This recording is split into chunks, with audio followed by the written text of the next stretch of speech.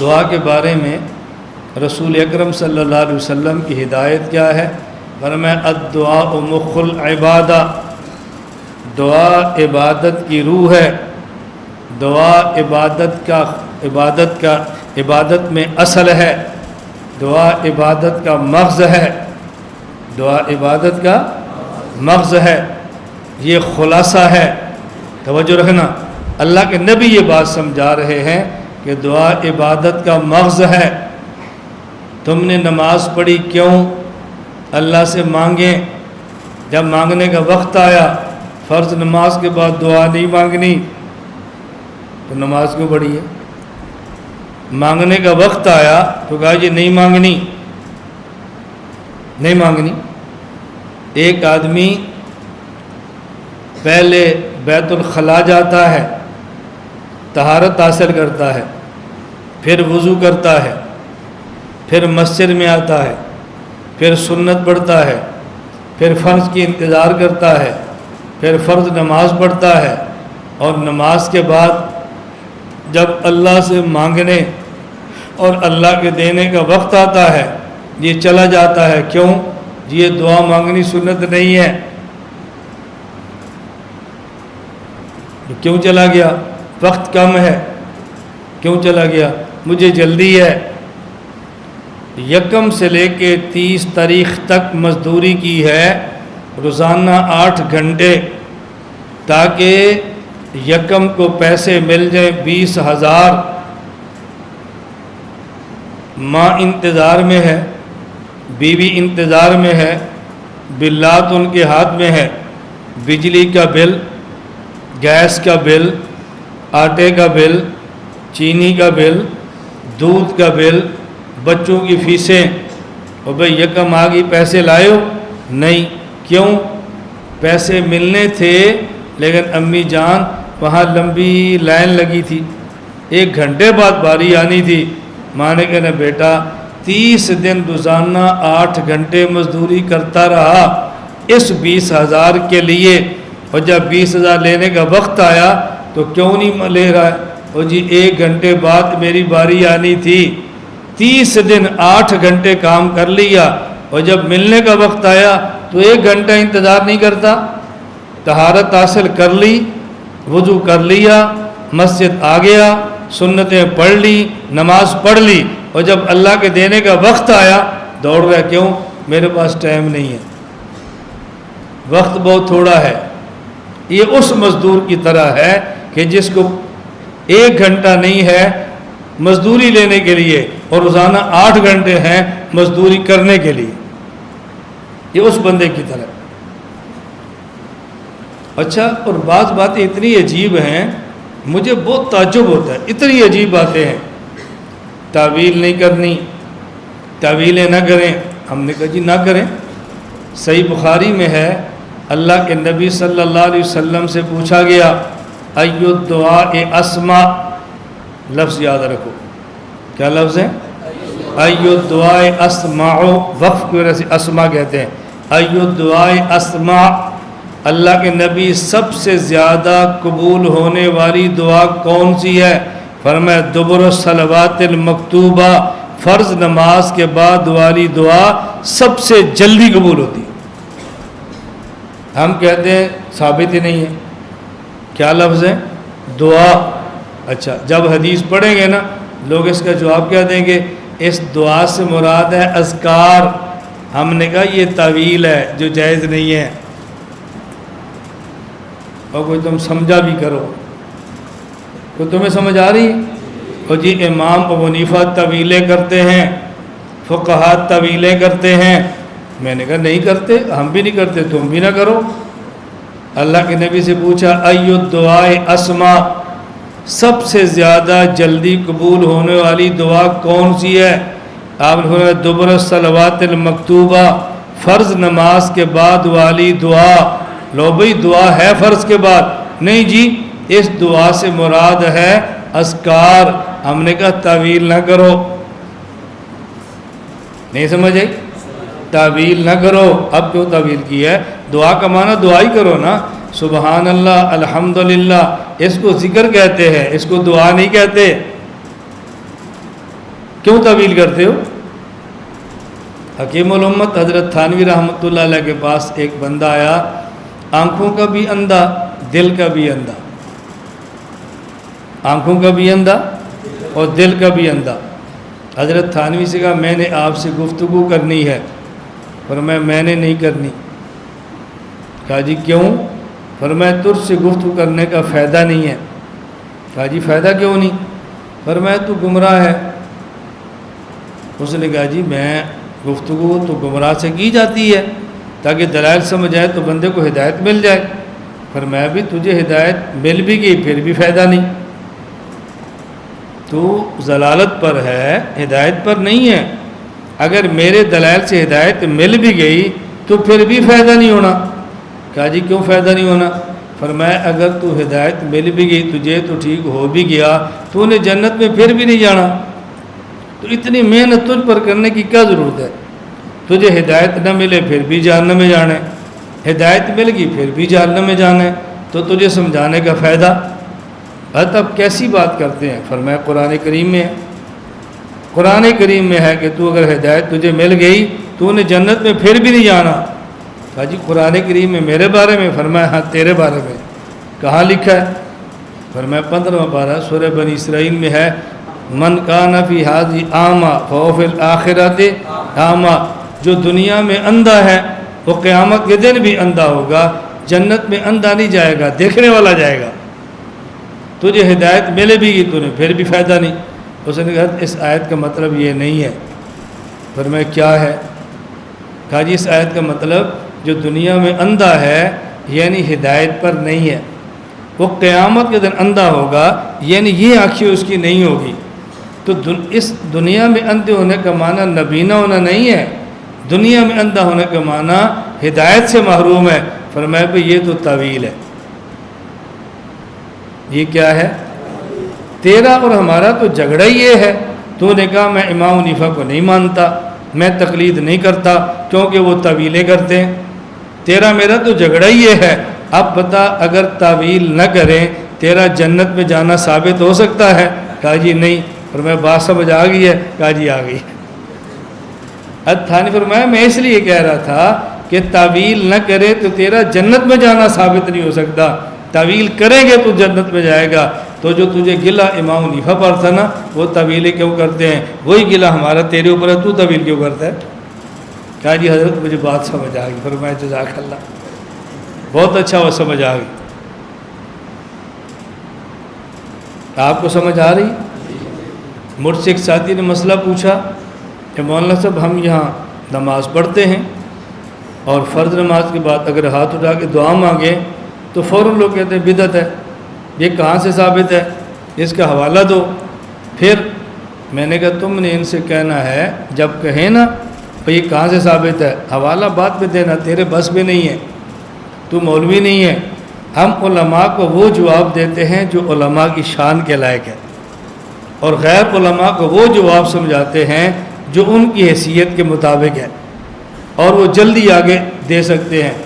میں نے کہا اس بندے سے کہنا ہے دیکھو بھی مسجد میں نماز ہوئی، 200 بندے نے امام کے پیچھے نماز پڑھی ہے، 50 بندے سلام پھیرتے ہی اٹھ گئے ہیں، نہ ذکر کی ہے، نہ دعائیں مانگی، نہ تسبیحات ہے، کچھ بھی نہیں ہے، اور میں ہاتھ اٹھا کر دعا مانگ رہا ہوں۔ تو مجھ سے پوچھ رہا ہے کہاں سے ثابت ہے؟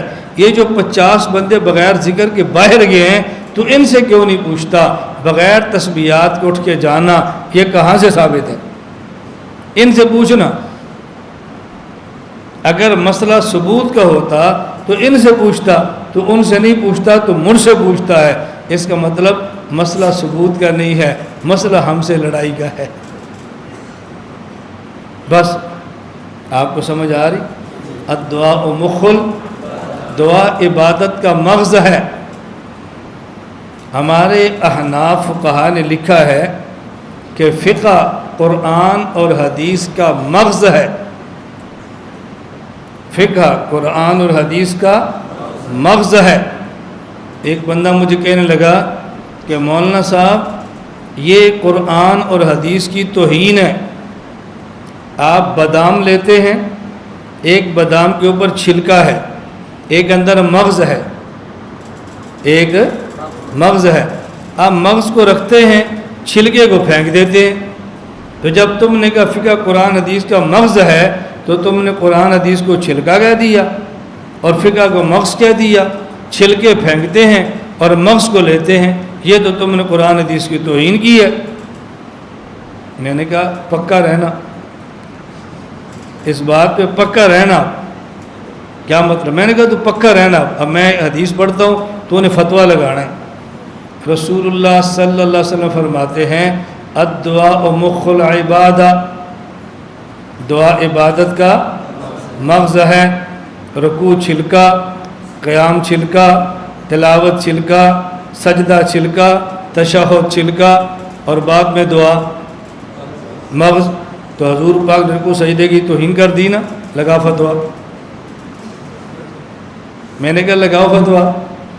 کہا جی اس حدیث کا معنی یہ نہیں۔ میں نے کہا جو ہے وہ آپ بیان کر دیں۔ کہا اس حدیث کا معنی یہ ہے کہ دعا عبادت کا نچوڑ ہے۔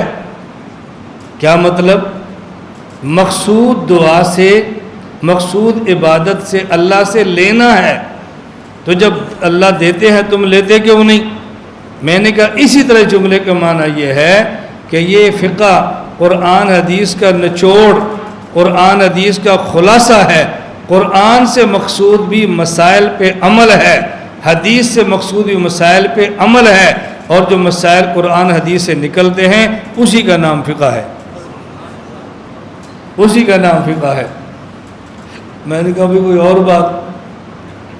ہم جو سینہ تان کے دنیا میں چلتے ہیں نا، یوں نہیں چلتے۔ جو لوگ شرمندہ ہوتے ہیں اور اپنے حنفی ہونے پہ سر جھکا کے چلتے ہیں، ان کو اپنے مسلک کا پتہ نہیں ہے، اپنے مذہب کا پتہ نہیں ہے، دلائل کی دنیا سے دور ہیں۔ بحمد اللہ تعالی، اللہ آپ سب کو توفیق عطا فرمائے۔ ہمارے علماء کے پاس بصیرت بھی ہے جو اللہ کے تعلق سے ملتی ہے، ہمارے علماء کے پاس عقیدت بھی ہے جو اللہ اپنے کرم سے عطا فرماتے ہیں۔ یہ بصیرت عقیدت دو جمع ہو جائے نا، بس مزہ آ جاتا ہے۔ ان میں سے ایک چیز بھی چلی جائے مزے ختم ہو جاتے ہیں۔ میں سمجھانا صرف یہ چاہ رہا تھا ہم اللہ سے مانگنا سیکھیں، اللہ سے مانگنا، بس ہم عادت بنائیں کہ ہم نے اللہ سے مانگنا ہے انشاءاللہ۔ فرض نماز کے بعد بولو مانگیں گے، تہجد کے بعد مانگیں گے، تلاوت کے بعد مانگیں گے، عبادات کے بعد مانگیں گے۔ اللہ سے مانگنا سیکھو، اللہ سے مانگنا سیکھو، باقی اللہ تعالیٰ دیں گے وہ جو مادی فائدہ مند ہوگا، جو مفید نہیں ہوگا وہ نہیں دیں گے۔ بس اتنا اللہ پر اعتماد ہونا چاہیے۔ اللہ تعالیٰ مجھے بھی اور آپ کو بھی اپنی ذات اقدس سے مانگنے کی توفیق عطا فرمائے۔ اللہ ہم سب پہ کرم فرمائے۔ تو اس کے لیے قرآن کریم کے اندر بھی دعائیں ہیں، احادیث کے اندر بھی دعائیں ہیں، قرآن کریم میں بھی ہیں، احادیث میں بھی ہیں۔ ان دعاؤں کو یاد کرو۔ سب سے آسان طریقہ ہوتا ہے قرآن کریم، ایک دعا لو، اس کو یاد کر لو، روزانہ مانگو، کل دوسری دعا یاد کرو، پھر اس کو مانگو، پھر تیسری دعا یاد کرو، اس کو مانگو۔ ایک ایک دعا بھی یاد کریں گے۔ آج جمعرات سے لے کر آئندہ خان کا اجتماع 7 نومبر کو ہوگا، آج 3 اکتوبر ہے۔ اگر آپ صبح سے شروع کریں نا، 4 اکتوبر سے لے کے 6 نومبر تک کم از کم بھی آپ 30 دعائیں یاد کر سکتے ہیں۔ کریں گے نا بھی انشاءاللہ؟ بولو۔ اصل یہ ہے کہ آئندہ 7 نومبر کو اجتماع ہو تو میں آپ سے درخواست کروں بھائی جس جس بندے نے 30 دعائیں یاد کی ہے نا، وہ کھڑے ہو کے اپنا نام بتاؤ۔ اصل تو یہ ہے، اگر آپ کہیں گے تو ہم کھڑے ہو کر پوچھ لیں گے، اگر آپ کہیں گے نہیں بھائی ویسے ہی نام لکھوا دو۔ ذہن بناؤ کہ ہم آئندہ اجتماع تک کم از کم انشاءاللہ 30 دعائیں یاد کریں گے انشاءاللہ۔ اور سب سے بہترین قرآن کریم کی دعا، رسول اکرم صلی اللہ علیہ وسلم کی زبان مبارک سے نکلی ہوئی دعا، مسنون دعائیں، اس کا اہتمام کرو۔ اللہ مجھے بھی توفیق دے، اللہ آپ کو بھی توفیق عطا فرمائے۔ وآخر دعوانا الحمدللہ رب العالمین۔ دعا بھی مستقل ایک عبادت ہے مولانا، اور عبادت توقیفی ہوتے، لہذا دعا بھی توقیفی ہے۔ سمجھ رہی میں؟ اس لیے فرض نمازوں کے بعد اللہ آپ کا بھلا کرے، کبھی کبھار دعا کرو، عمومی روایتیں ہیں، لیکن خصوصی روایت فرض کے بعد اجتماعی دعا، اس سے خصوصی روایت کوئی نہیں ہے، ثابت نہیں ہے، اگرچہ ہمارے بزرگوں نے کتابیں لکھی، میں نام نہیں لیتا، لیکن ناکام کوشش ہے، سمجھ رہی؟ اس لیے جو تبلیغ والے، تبلیغی جماعت والے نہیں کر رہے، یا اللہ آپ کا بھلا کرے سعودی والے نہیں کر رہے، وہ ٹھیک کر رہے، اس کو ضروری آپ نہ سمجھے، سمجھ رہی ہیں کہ نہیں؟ اس کو ضروری نہ سمجھے۔ حضرت اقدس کی کتاب مفتی ہند بہت بڑے فقیہ تھے، اللہ آپ کا بھلا، النفائس المرغوبہ فی الدعاء بعد المکتوبہ، چونکہ میں نے عرض کیا کہ الدعاء عبادت والعبادت توقیفیت فالدعاء توقیفی والتوقیفی ما ورد به الشرع، توقیفی وہی ہے کہ شریعت سے ثابت ہے تو ٹھیک ہے، نہیں، ہاں عمومی روایتیں ہیں، اجتماعی دعا یعنی اللہ اقرب الی الاجابت ہوتی ہے، اجتماعی دعا عمومی روایت ہے، لیکن نماز کے بعد خصوصیت کے ساتھ، نماز ایسی چیز ہے کہ 5 وقت پڑھی جانے والی چیز ہے، سمجھ رہی ہے کہ نہیں؟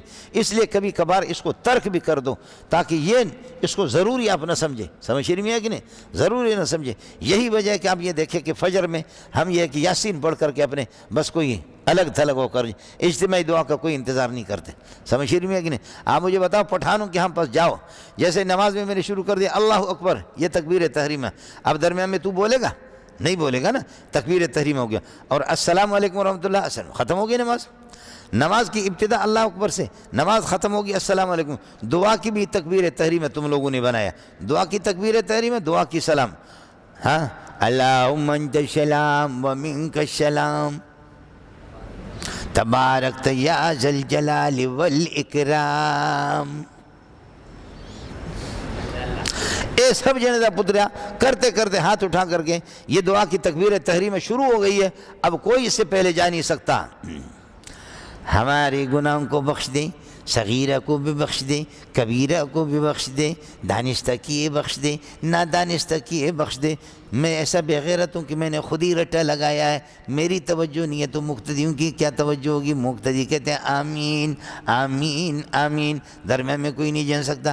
ملک کی حفاظت فرما دے، پاک فوج کی حفاظت فرما دے، ہمارے صدر صاحب کی حفاظت فرما دے، آمین، ہمارے وزیر اعظم کی بھی حفاظت فرما دے، ہمارے مولانا فضل الرحمان کی بھی حفاظت فرما دے، اللہ آپ کا بھلا کریے کہ اسحاق ڈار کی حفاظت فرما دے، خصوصی طور پر اس نے خزانے کو ماشاءاللہ زبردست بنا دیا اور اس نے بہت سستا ہی کر دیا، تمام قیمتیں، اللہ حفاظت فرما دے، مولانا منظور صاحب کی بھی حفاظت فرما دے، جامع صدیق کی بھی حفاظت فرما دے، فلانے فراڈی کی بھی حفاظت فرما دے، فلانے بغیرت کی بھی حفاظت فرما دے، آمین آمین آمین برحمتک یا ارحم الراحمین۔ اس سے پہلے کوئی نہیں جا سکے گا، سمجھے؟ جیسے نماز کی تکبیر تحریم ہوتی ہے اور پھر سلام پہ نماز تحریم و تکبیر و تحلیل و تسلیم، یہاں اسی طرح اس قسم کی دعا محمد رسول اللہ سے ثابت نہیں، سمجھ رہی ہے کہ نہیں؟ یہ نماز 5 وقت پڑھی جانے والی چیز تھی، اس کو تو تواتر کے ساتھ مروی ہونی چاہیے۔ میں نے بزرگوں کا نام نہیں لیا، کتابیں تو انہوں نے لکھی ہے لیکن ناکام کوشش ہے، سمجھ رہی ہے کہ نہیں؟ وہ ناکام کوشش ہے، اس سے کچھ بھی نہیں ہوتا۔ اس لیے اثر وہی ہے کہ جو تبلیغی جماعت والے نہیں کر رہے ہیں یا سعودیہ والے جو نہیں کر لو، بالکل کر لو آپ، لیکن اس کو ضروری سمجھ کر کے اس کو اس طریقہ پر اس کو ختم کر لو۔ میں تراویح کے بعد جامع فاروقی میں دعا کراتے تھے، تراویح کے بعد بھی دعا کراتے تھے۔ میں حیران تھا کہ یا اللہ، میرے دل کو لگتا بھی نہیں تھا، لیکن میں تراویح پڑھاتا تھا، حضرت جی سے میں ڈرتا تھا، سمجھ رہی ہے کہ نہیں؟ بہت سی چیزیں مفتی رشید احمد نے فتح و رشیدیہ میں لکھا، یہ بھی مستحب ہے، یہ بھی مستحب ہے، یہ بھی مستحب ہے۔ ایران کے علماء نے اس کو لکھا کہ یہ مستحب نہیں، یہ بدعات ہے، جو آپ جیسے شرک بدعت کے خلاف آدمی، آپ ان کو مستحب کہتے ہیں۔ ایران کے علماء نے جب اس کو لکھا تو حضرت جی نے مفتی رشید احمد نے بھی ان کو نکال دیا، سمجھے؟ پہلے یہ تھا جیسے کہ چہرہ دھوئے، اللہم بیض وجہی یوم تبیض وجوہ، سمجھے؟ اللہم آتنی، ہاتھوں کو دھوئے وضو میں، اللہم آتنی کتابی بیمینی ولا توتنی بشمالی، ناک میں پانی ڈالے تو اللہم ارحنی رائحۃ الجنہ، اے اللہ جنت کی خوشبو مجھے سنگا دے، سمجھ رہی ہے کہ نہیں؟ عمل تھوڑا سا کرو لیکن اسی طریقہ پر، سمجھے؟ پھر یہ ہے کہ خود جب یہ ہے کہ ہوتے بدعتی خود ہے، سمجھ رہی ہے کہ نہیں؟ لیکن پھر یہ ہے کہ اللہ آپ کا بھلا کرے، وہ دوسرے کو بدعت بتاتے کہ اس نے نیا طریقہ ایجاد کیا، نیا طریقہ علماء دیوبند کو تم بدنام کرتے ہو اور کسی نے نہیں کیا۔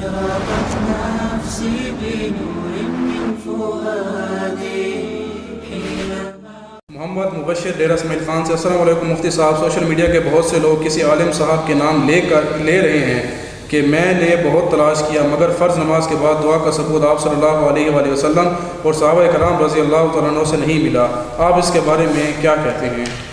فرض نماز کے بعد اگر اس مولوی صاحب کو دعا کا ثبوت رسول اقدس صلی اللہ علیہ وسلم کی ذات سے نہیں ملا تو مولوی صاحب کا اپنا معاملہ ہے، اس میں مسئلہ تو خراب نہیں ہو سکتا بھائی۔ مسئلہ تو یہی ہے کہ مستحب ہے نماز کے بعد اجتماعی دعا، اللہ کے رسول صلی اللہ علیہ وسلم ثابت ہے، احادیث پاک میں موجود ہے، قرآن کریم کی تفسیروں میں موجود ہے، کتب میں موجود ہیں۔ کچھ دوستوں نے مجھے کال کے ذریعے بھی یہ مسئلہ پوچھا ہے، استاد جی بتائیں، یہ تو مبشر نے اچھا کیا پوچھ لیا ہے، بات چلے آئی۔ مناسب ہے کہ آپ اس کتب خانے سے ذرا مجھے کتابیں پیش کیجئے، قرآن کریم کی تفسیر ابن کثیر اٹھائیے، یہ تفسیر ابن کثیر میرے پاس لائیے، یہ اس کی پہلی جلد یہ لے کر آئیں، میں آپ کو اس کے حوالے سے یہ تفسیر ابن کثیر ہے، تفسیر ابن کثیر کی یہ اردو ترجمے میں اگر آپ نے دیکھنا ہو تو بہت آسانی سے آپ کو مل جائے گا۔ رسول اقدس صلی اللہ علیہ وآلہ وسلم کے واقعے سے صفحہ نمبر 596 ہے، اس پر تفصیل کے ساتھ موجود ہے کہ اللہ کے رسول صلی اللہ علیہ وسلم کس طرح نماز ادا فرماتے تھے اور اس کے بعد دعا کی ترتیب ہوتی تھی۔ دیکھیں ابن ابی حاتم نے حضرت ابو ہریرہ رضی اللہ تعالیٰ عنہ سے روایت کی ہے کہ رسول اللہ صلی اللہ علیہ وسلم نے سلام پھیرنے کے بعد قبلے کی طرف منہ کیے ہوئے تھے، ہاتھ اٹھا کر اللہ کے رسول صلی اللہ علیہ وسلم نے دعا مانگی اور اللہ رب العزت نے اس دعا کو قبول فرمایا۔ یہ تو تفسیر ابن کثیر قرآن کریم کی یہ جو ہے نا کیا کہتے ہیں تفسیر ہے، اور مزے کی بات میں آپ کی خدمت میں کروں، یہ 596 پہ میں آپ کی خدمت میں باقاعدہ کوٹ کرتے ہوئے ریفرنس دیتے ہوئے آپ کی خدمت میں بات پیش کروں گا۔ یہ سورت نمبر 4 سورت نساء ہے اور اس کی آیت نمبر 97 ہے، 57 ہے۔ اس آیت کے تحت الم تکن ارض اللہ واسعہ، اس کے تحت یہ بات موجود ہے، آپ اس کو دیکھ سکتے ہیں۔ اس کے ساتھ اگر آپ نے مزید دیکھنا ہو تو مجموع الزوائد اٹھائیں، اس کی جلد نمبر 10 اٹھائیں، جلد نمبر 10 مجموع الزوائد میں امام نور الدین حیثمی رحمۃ اللہ علیہ کتاب ہے مجموع الزوائد، المتوفہ 808 ہجری، یہ آج سے تقریباً 500-600 سال پہلے کے آدمی ہیں۔ یہ مجموع الزوائد ہے، جلد نمبر 10 ہے، صفحہ نمبر 194 ہے، آپ اس پہ جا کے پوری تفصیل دیکھ سکتے ہیں۔ انہوں نے ان احادیث کو کوٹ کیا ہے جس سے اللہ کے رسول صلی اللہ علیہ وآلہ وسلم کی ذات عالیہ سے یہ بات ہمیں واضح طور پہ سمجھ آتی ہے۔ یہ باب ہے التامین علی الدعاء، کتاب الادعیہ ہے، اس میں روایت موجود ہے رسول اقدس صلی اللہ علیہ وسلم کے صحابہ کرام نے پوری تفصیل سے اللہ کے رسول صلی اللہ علیہ وسلم کی بات کو بیان فرمایا۔ رسول اقدس صلی اللہ علیہ وسلم فرماتے اگر مجمع جمع ہو، ایک بندہ دعا کرے باقی آمین کہیں تو اللہ رب العزت اس کی دعا کو قبول فرمائیں گے۔ اس سے سمجھ آتا ہے کہ نماز کے بعد اجتماعی دعا یہ بھی معاملے میں جائز ہے۔ اس طرح آپ کنز الامال اٹھائیں، یہ کنز الامال کی دوسری جلد ہے، امام علاء الدین متقی رحمۃ اللہ علیہ کی کنز الامال موجود ہے۔ یہ کنز الامال فی سنن الاقوال والافعال، اس کی جلد نمبر 2 کے صفحہ 60 پہ انہوں نے اسی حوالے سے تفصیل دی ہے اور پوری احادیث پاک کے حوالے سے اس کو باقاعدہ نوٹ فرماتے ہوئے یہ روایت لائے ہیں۔ سیدنا انس بن مالک رضی اللہ تعالیٰ عنہ سے مروی ہے کہ رسول اقدس صلی اللہ علیہ وآلہ وسلم کا فرمان عالی شان وہ لاتے ہوئے کہتے ہیں ما من عبد مؤمن آدمی یبسط کفیہ فی دبر کل صلاۃ، جب مسلمان آدمی فرض نماز کے بعد اپنے ہاتھوں کو رب العزت کے سامنے پھیلاتا ہے اور اللہ سے مانگتا ہے، اللہ رب العزت اس کی دعا کو قبول فرماتے ہیں۔ اس سے سمجھ آیا اکابرین علماء دیوبند کا نماز کے بعد اجتماعی دعا کی ترتیب بتانا یہ بالکل ٹھیک ہے۔ اگر اس پر مزید دیکھنا ہو محدث کبیر مولانا سید یوسف بن نوری رحمہ اللہ، میں 2 آل رسول پیش کر رہا ہوں۔ مولانا سید انور شاہ کشمیری رحمہ اللہ آل رسول ہیں، اولاد علی ہیں، اور جو ہے نا کیا کہتے ہیں آل رسول ہیں، اولاد علی ہیں۔ حضرت مولانا سید یوسف بن نوری اولاد علی ہیں، محدث جلیل ہے، جامعۃ العلوم علامہ بن نوری ٹاؤن کراچی کا بانی ہے، جلد نمبر 3 ہے، معارف السنن جامع ترمذی کی شرح ہے حضرت کی۔ کاش یہ مکمل ہو جاتی، یہ جتنے تک حضرت زندہ رہے اتنے تک چھپی، بعد میں ان کی وفات ہوئی تو آخری جلد نہ چھپ سکیں، آپ اس کو دیکھتے آپ کو سمجھ آتی۔ یہ جلد نمبر 3 کی صفحہ نمبر 122 اور صفحہ نمبر 123 ہے۔ یہ اس پر پوری تفصیل دیتے ہوئے اور کئی صفحے اس پر لکھتے ہیں کہ علماء دیوبند کی یہ ترتیب رسول اقدس صلی اللہ علیہ وسلم کی زندگی سے ثابت ہے۔ آپ اس کو باقاعدہ دیکھ سکتے ہیں اور اس پر تفصیل دیتے ہیں اور تفصیل دیتے ہوئے روایات جمع کرتے ہیں، کل تو کہہ کر اس پر اپنا فیصلہ دیتے ہیں۔ فرماتے ہیں حدیث پاک میں موجود ہے، رسول اقدس صلی اللہ علیہ وسلم فرماتے ہیں، اور روایت عبداللہ بن زبیر لائے ہیں کہ ایک بندے نے نماز میں دعا شروع کی، حضور پاک کے صحابی فرمانے لگے جی نہیں، اللہ کے رسول کا یہ طریقہ نہیں تھا، رسول اللہ کا طریقہ تھا نماز سے فارغ ہوتے ہاتھ اٹھاتے پھر دعا کو شروع کر دیتے۔ یہ مجموع الزوائد کی روایت لائے ہیں۔ اس کے ساتھ ایک روایت سیدنا ابو ہریرہ رضی اللہ عنہ سے لائے ہیں۔ حضرت ابو ہریرہ فرماتے ہیں اللہ کے رسول نے نماز کا سلام پھیرا، ہاتھ اٹھائے، ہاتھ اٹھا کر قبلہ رختے، اللہ کے رسول نے دعا مانگی ہے، پھر فرماتے ہیں قال ھذا حدیث صحیح، یہ پیغمبر علیہ السلام کی صحیح حدیث ہے۔ ایک روایت مزید لائے ہیں حضرت اسود العامری سے، وہ فرماتے ہیں رسول اللہ صلی اللہ علیہ وسلم کے پیچھے ہم نے صبح کی نماز پڑھی، اللہ کے رسول نے سلام پھیرا اور نماز کے بعد ہماری طرف منہ کیا، ہاتھ اٹھایا اور رسول اللہ نے فرض نماز کے بعد اجتماعی دعا فرمائی۔ اس کے بعد یہ صحیح حدیث لا کر امام ذہبی اس کو صحیح کہہ کر آگے ایک اور روایت لائے ہیں۔ اس روایت میں وہ رسول اقدس صلی اللہ علیہ وسلم کا عمل نقل فرماتے ہیں۔ حضرت انس نے فرمایا اللہ کے رسول نے فرمایا بندہ مومن ہاتھ پھیلائے ہر فرض نماز کے بعد رب العزت سے دعا مانگے، رب قبول فرماتے ہیں۔ طبرانی سے ایک روایت محدث یوسف بن نوری حضرت ابن عمر رضی اللہ عنہما کے واسطے سے لائے ہیں، حضور پاک علیہ السلام نے نماز صبح پڑھائی، اس کے بعد قوم کی طرف منہ کیا، اللہ کے رسول نے دعا مانگی، اجتماعی صیغے سے مانگی، اللہم بارک لنا فی مدینتنا وبارک لنا فی مدنا وسائنا، میرے مولا میرے مدینے کو بابرکت بنا دے، میرے صحابہ اور میرے امتیوں کے لیے بابرکت بنا دے، میرے مولا ہمارے ناپ تول کے برتنوں میں اور ناپ تول کے اوزان کی چیزوں میں اور وزنوں میں برکت عطا فرما دے۔ نماز کے بعد اجتماعی دعا صحابہ کی طرف منہ کر کے ابن عمر فرما رہے ہیں، اور روایت لانے والے دو سادات ہیں، آل رسول ہیں، اولاد علی ہیں، اس سے آپ اندازہ لگائیں۔ ایک روایت مزید لا کر کہتے ہیں ہمارے تمام علماء کرام نے یہ جو کام کیا ہے یہ اس بات پہ دلیل ہے کہ یہ کام مستحب ہے، مستحب سمجھ کے اس کو کرنا چاہیے۔ یہ پوری روایت محدث یوسف بن نوری رحمہ اللہ اس پہ لاتے ہیں۔ لائیے بانی پاکستان کے ساتھی حضرت مولانا ظفر احمد عثمانی کی اعلاء السنن ہے، اس کی جلد نمبر 2 ہے۔ اعلاء السنن میں حضرت مولانا ظفر احمد عثمانی حضرت تھانوی کے بھانجے نے تو انتہا کر کے رکھ دی ہے،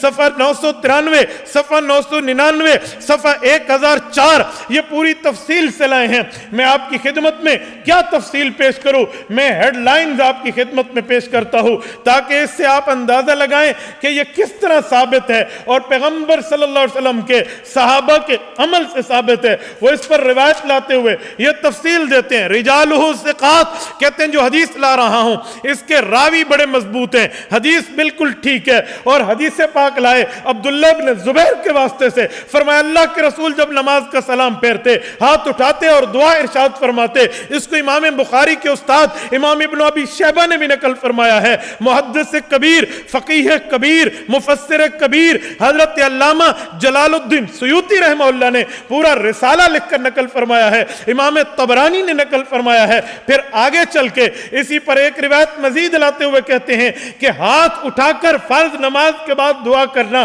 یہ ظاہراً مستحب ہے، اس پر صحیح حدیث موجود ہے۔ آگے مزید تفصیل دیتے ہیں فثبت ان الدعاء مستحب بعد كل صلاة مکتوبہ متصلا بها برفع الیدین، کہتے ہیں ہماری ان دلائل سے بات ثابت ہو گئی کہ نماز کے بعد ہاتھ اٹھا کر فرض نماز کے فوری بعد ہاتھ اٹھا کر اکٹھی دعا مانگنا یہ مستحب ہے۔ آپ کو نظر نہ آئے میں آپ کو دکھا دیتا ہوں، یہ دلائل موجود ہیں، یہ ان کی باتیں موجود ہیں۔ اس طرح اگر آپ نے دیکھنا ہو میں اس سے عظیم شخصیت لانے لگا ہوں، صوفیوں کا امام لانے لگا ہوں، حکیم الامت مولانا اشرف علی تھانوی حکیم الامت بھی ہیں، مجدد الملت بھی ہیں، ہزاروں کتب کے مصنف بھی ہیں، رب العزت نے ان کو وہ رتبہ دیا ہے، اس جیسا رتبہ مجددوں میں کسی کو ملتا ہے۔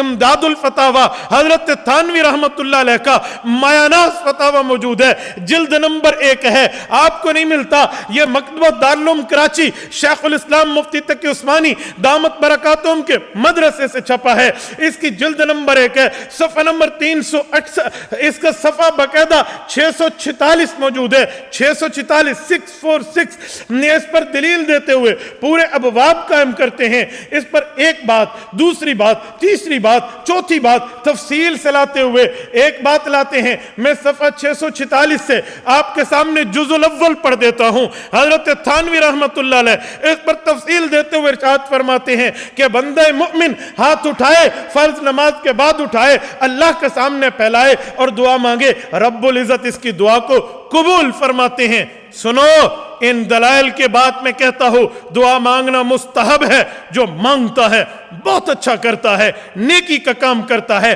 अच्छा काम करता है। जिसको नहीं मिली वो अपने मुताले पे गौर करे, जिसको नहीं मिली वो अपने लाइब्रेरी पे गौर करे, जिसको नहीं मिली वो अपने दलाइल पर गौर करे, फिर जाकर बात करे। हाँ, ये बात भी समझे, हम इसे फर्ज नहीं कहते, इसे वाजिब नहीं कहते, इसे लाजमी नहीं कहते, ना करने वाले को बिद्ती नहीं कहते, लेकिन एक अच्छा अमल कहते हैं, मुस्तहब अमल कहते हैं, मुनासिब अमल कहते हैं। हमें अल्लाह से ज़रूरत है, हम मांगेंगे। मेरे भाई तुझे नहीं चाहिए तो तू न मांग। मैंने आपके सामने चंद बातें अर्ज कर दी हैं। अल्लाह आपको और हमें सिराते मुस्तकीम अता फरमाए। मेरे मकसद किसी को नीचा दिखाना नहीं है, मेरा मकसद दलाइल को वाज़े करना है। बात की जाए तो पूरी की जाए, सच बोला जाए तो पूरा।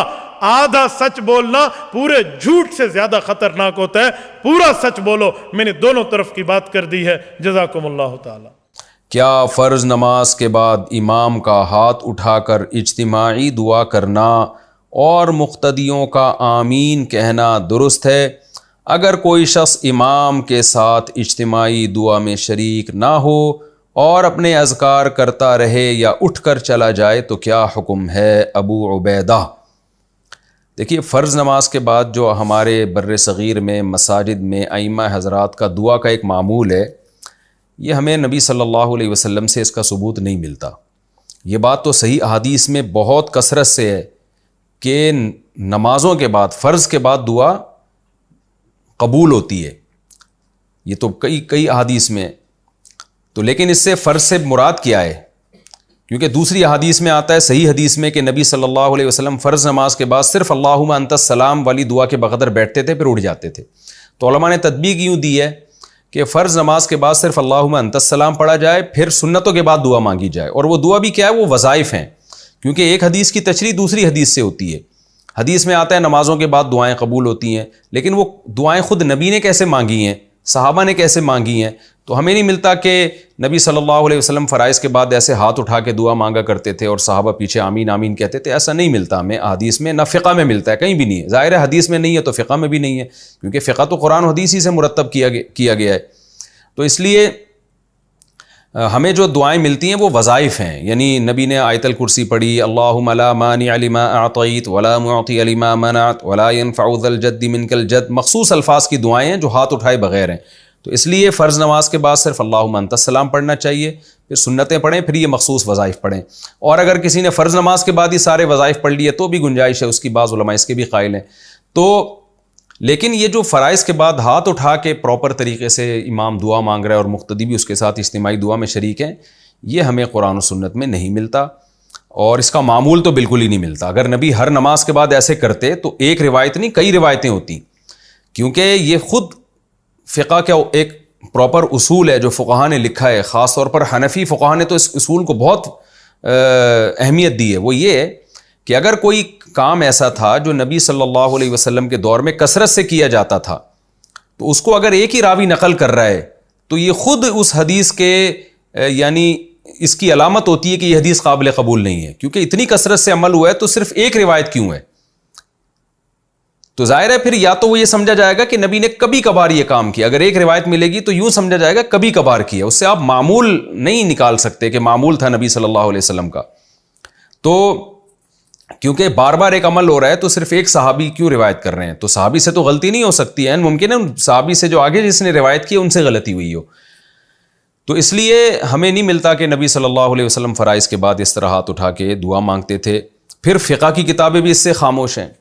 फ़िक़्ह हम्बली देख लें, फ़िक़्ह मालिकिया देख लें, फ़िक़्ह शाफ़िई देख लें, फ़िक़्ह हनफ़ी देख लें, इनकी जो मोतबर अरबी किताबें, उर्दू की बात नहीं कर रहा, جو صدیوں سے معتبر عربی کتابیں چلی آ رہی ہیں اس میں بھی کوئی ایک حرف بھی نہیں ملتا. فقہ حنفی کی مشہور فتوے کی کتاب ہے فتاوی شامیہ، اس میں نہیں ہے کہ فرض نماز کے بعد امام دعا مانگے گا ہاتھ اٹھا کے، حالانکہ فقہ میں تو بہت باریک باریک جزیات بھی ذکر کی جاتی ہیں.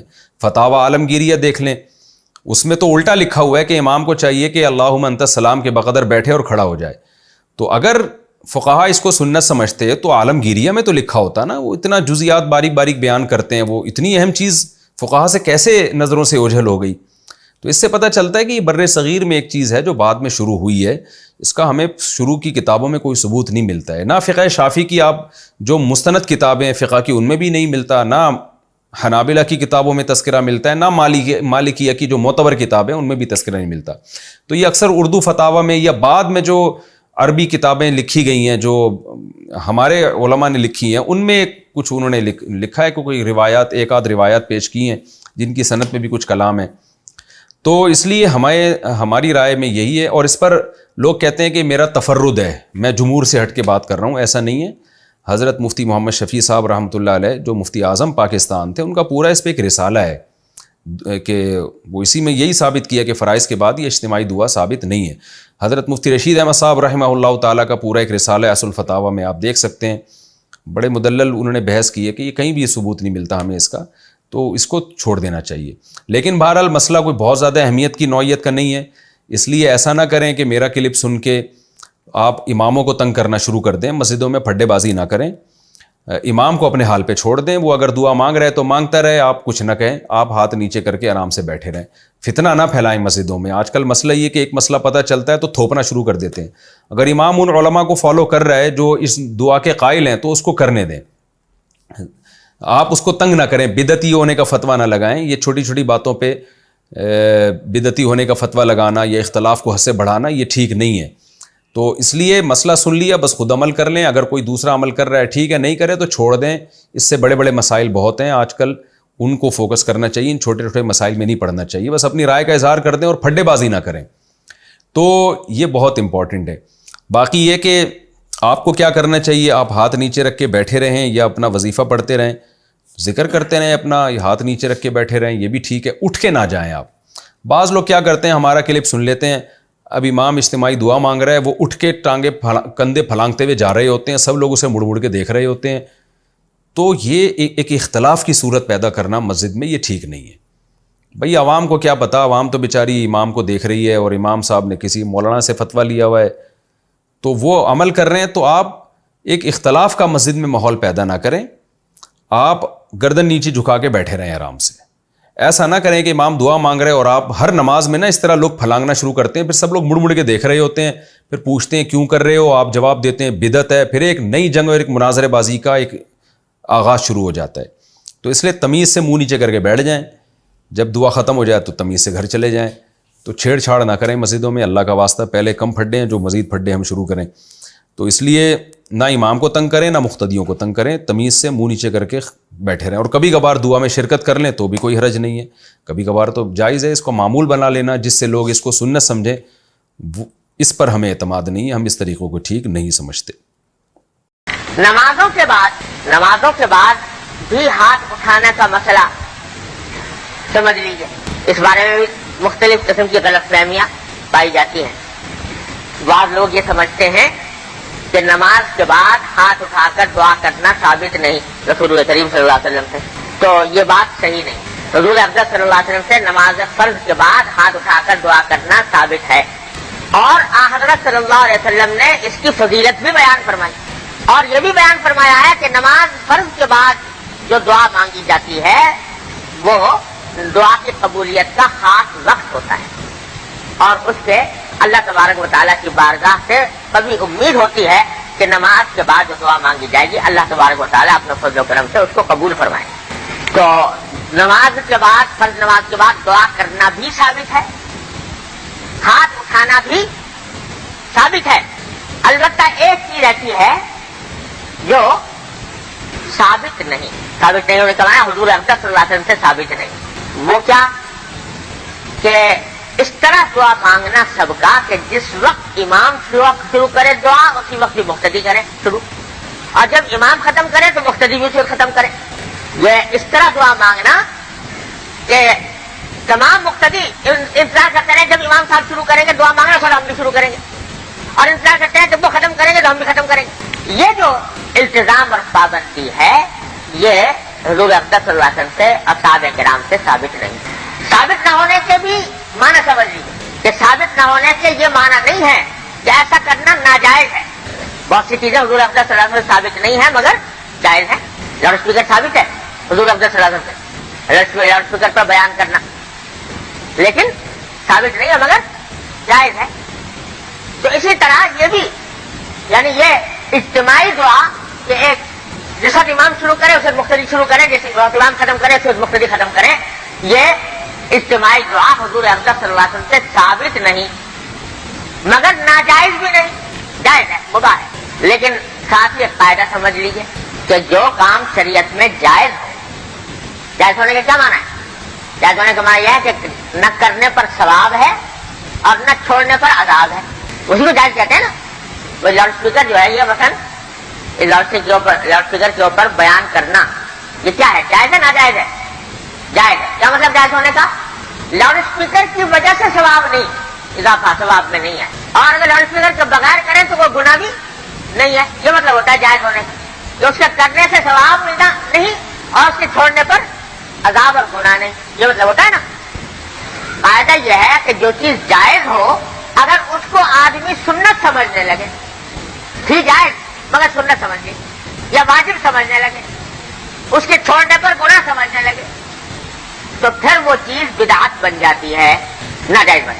لہذا یہ جو میں بتا رہا ہوں اجتماعی دعا کہ ایک ساتھ شروع کرنا ایک ساتھ ہی ختم کرنا یہ جائز ہے مگر سنت نہیں، واجب نہیں، ضروری نہیں.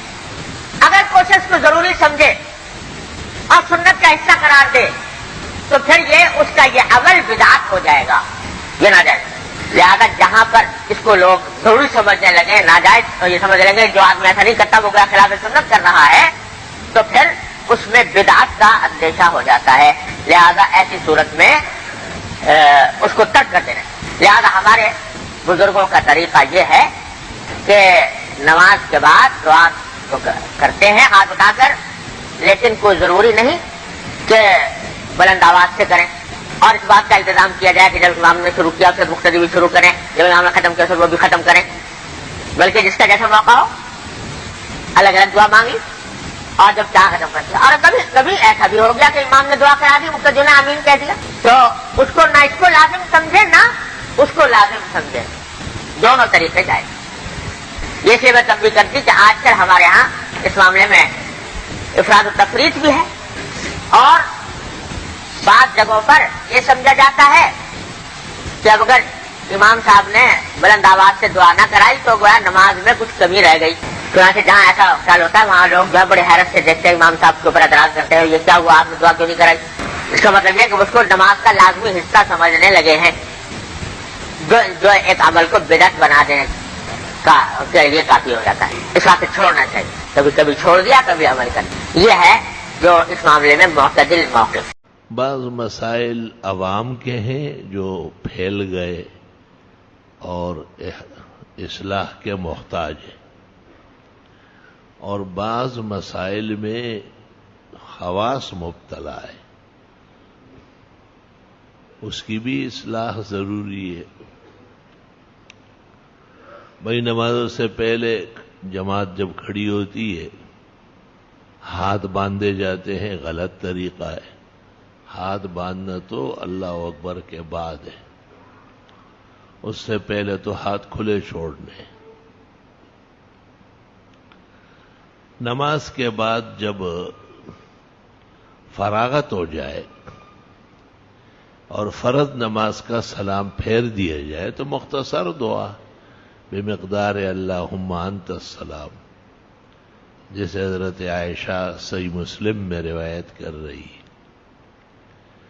طویل دعائیں یا تسبیحات، آیت الکرسی، یہ سنتوں کے بعد ہے.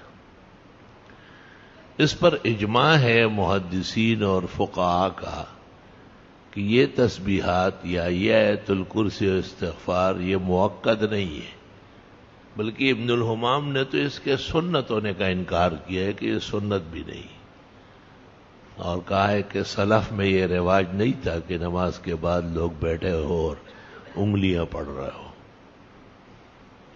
محقق کی کتاب فتح القدیر شرح ہدایت دنیا کے سامنے دیکھی جا سکتی ہے۔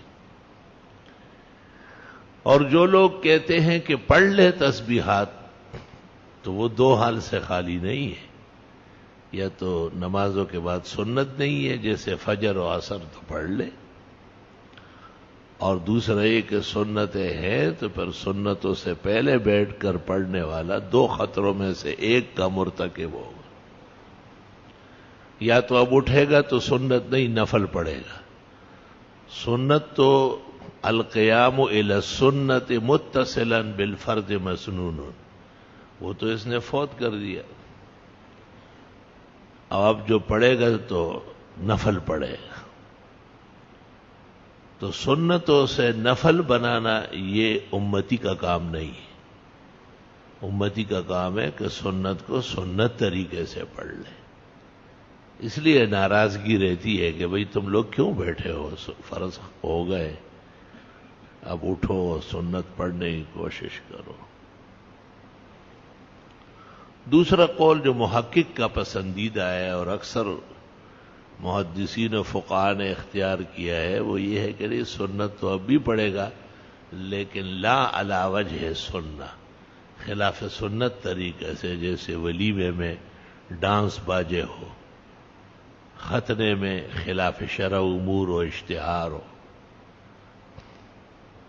تو اس لیے تاکیداً کہا جاتا ہے کہ نمازوں کے بعد جب سنتیں ہوں، تسبیحات وغیرہ کے بہانے نہ بیٹھیں، بلکہ سنتیں پڑھنے کی کوشش کریں۔ بعض لوگ سمجھتے ہیں کہ پیغمبر کے زمانے میں تو لوگ مسجد سے گھر جا کے پڑھتے تھے، اس کا جواب بھی باہر شرح کنز میں دیا ہے ابن نجیم نے کہ وہ اتصال بالوصل ہے نہ کہ بالفصل ہے، یعنی وہ بھی سنت عمل ہے کہ آدمی فرض پڑھ کر سنتوں کے لیے گھر روانہ ہو جائے، یہ گھر روانگی بھی سنت کا حصہ ہے، اس لیے یہ بیٹھنے کے حکم میں نہیں ہے۔ تسبیحات کے لیے، آیت الکرسی، استغفار، طویل دعاؤں کے لیے سنتوں سے پہلے بیٹھنا نامناسب بات ہے۔ مناسب یہ ہے کہ پہلے سنتیں پڑھ لی جائے، پھر تسبیحات 33 33 34 آیت الکرسی، استغفار پورا کیا ہے۔ ہر خیر کے عمل میں شر شامل ہے۔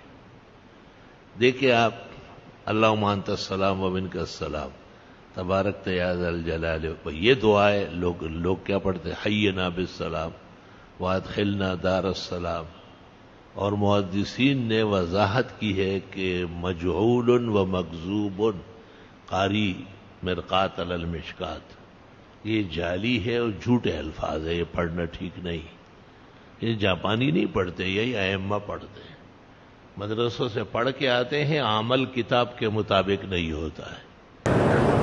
فرض نمازوں کے بعد اجتماعی دعا کر سکتے ہیں، کبھی کر دیا کریں کبھی نہ کیا کریں، ضد نہ ہو۔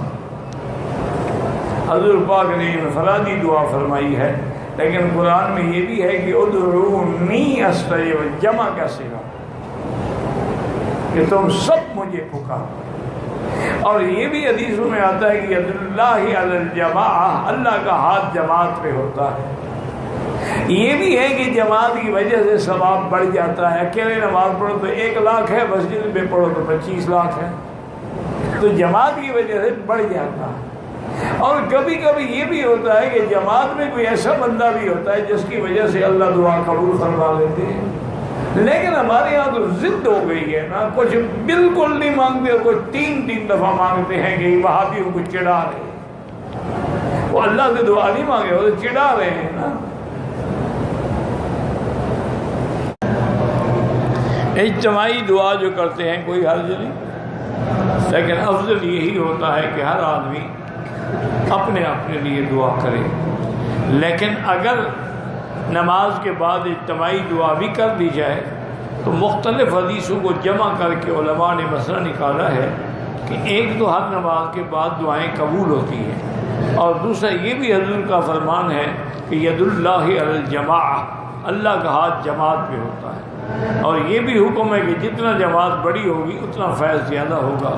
اور یہ بھی حدیث ہے حضور اللہ فرماتے ہیں میرے بندے ان ذکرتنی فی نفسک، اگر تم نے مجھے اپنے اندر یاد کیا میں بھی تمہیں اپنے اندر یاد کروں گا، وَإِن ذَكَرْتَنِي فِي مَلَئٍ، اگر تم نے مجھے کسی جماعت میں یاد کیا تو میں اس جماعت سے بہتر جماعت میں تمہیں یاد کروں۔ تو مانا کہ جماعت میں ذکر کرنا ثابت ہے، اس لیے چھوٹی چھوٹی باتوں پہ ضد نہ کیا کریں۔